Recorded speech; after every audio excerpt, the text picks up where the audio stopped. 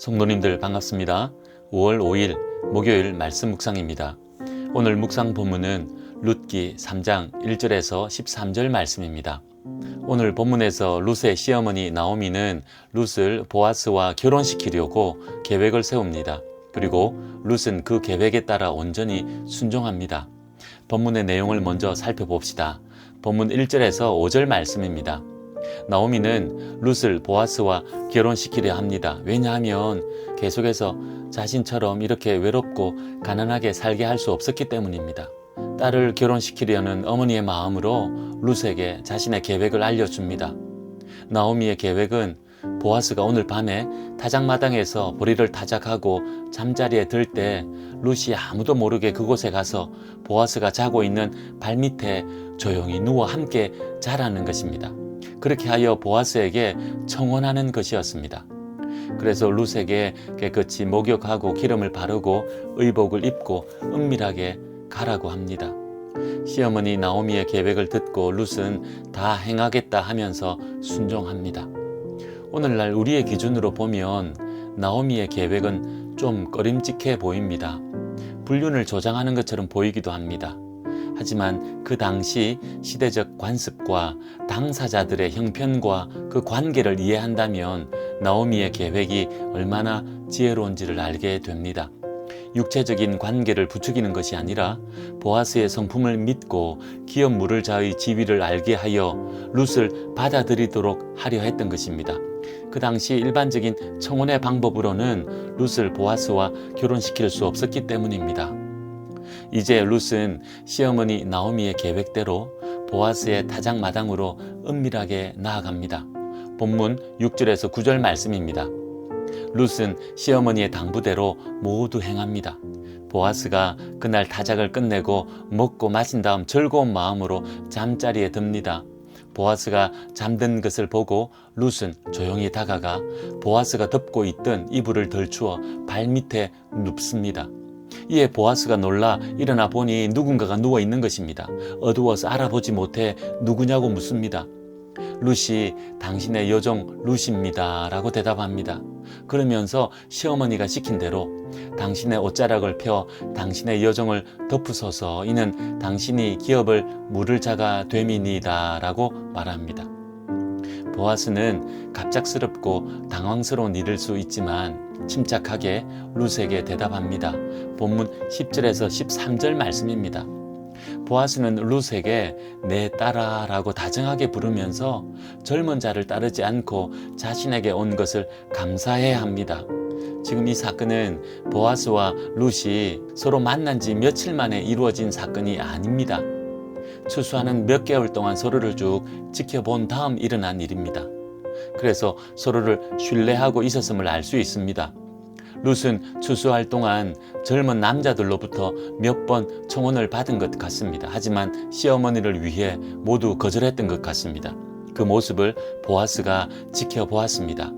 그래서 11절에서 보아스가 룻을 향해 현숙한 여자로 온 성읍이 다 알고 있다고 칭찬하고 있는 것입니다. 보아스도 그렇습니다.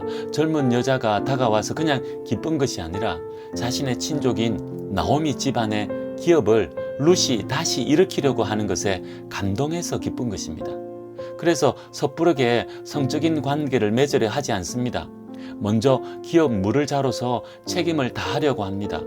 본문 12절 13절을 보면 자신보다 더 가까운 친족이 있으니 그에게 먼저 물어보고 그가 기업 물으겠다 하면 자신은 물러나겠다 합니다.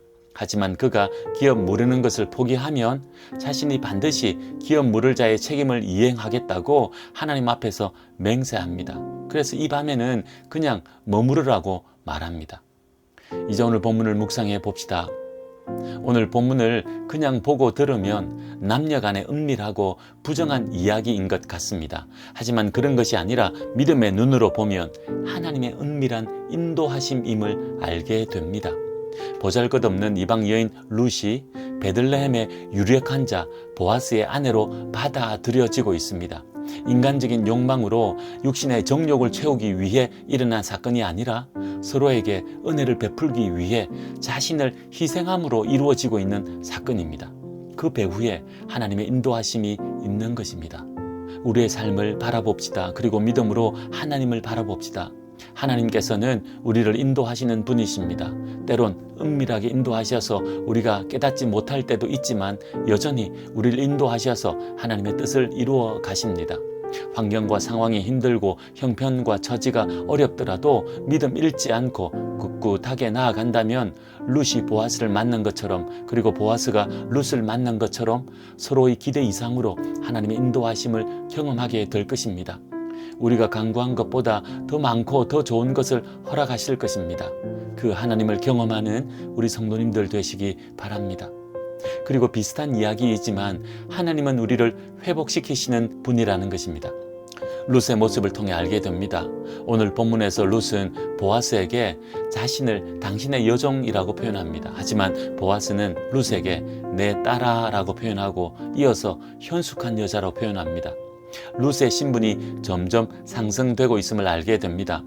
아무도 관심 갖지 않던 이방 여인에서 이스라엘 공동체 구성원으로 받아들여지게 되었고, 온 성읍 사람들에게 현숙한 여인으로 인정받게 되었고, 이제 베들레헴의 유력한 자 보아스에게 아내로 받아들여지게 되었습니다. 하나님께서 룻을 회복시키시는 것입니다. 우리의 삶 속에도 찾아오셔서 우리를 회복시키시는 하나님이십니다. 그러니 믿음으로 나아가기 원합니다. 만약 지금 우리의 삶이 텅 빈 것 같고 무너진 것 같을지라도 룻처럼 믿음으로 인내합시다. 그렇게 하루하루 살다 보면 어느덧 하나님의 은혜로 회복되어 있을 것입니다. 그 회복의 은혜가 우리 성도님들에게, 성도님들 가정에 가득 넘치기를 간절히 소망합니다. 기도하겠습니다. 하나님 아버지, 룻이 보아스에게로, 보아스가 룻에게로 나아가 거룩한 책임을 다하려 합니다. 그렇게 서로가 기쁨이 되고 서로를 회복시킵니다. 이 모든 것이 하나님의 은밀한 인도하심임을 알게 됩니다.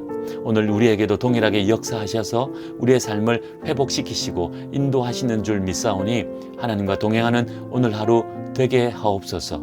예수님의 이름으로 기도하옵나이다. 아멘. 오늘은 우리 이웃을 위해 기도하는 날입니다. 회복이 필요한 우리 이웃이 있습니까? 건강이든 물질이든 관계든 깨지고 무너져 상한 마음으로 주저앉아 있는 우리 이웃들 있다면 하나님께 간절히 기도합시다. 그들을 회복시켜 달라고 말입니다. 무엇보다 믿음 생활 멈추고 있는 우리 이웃이 있다면 믿음을 회복시켜 달라고 간절하게 기도하는 오늘 하루 됩시다. 오늘도 믿음으로 승리하십시오.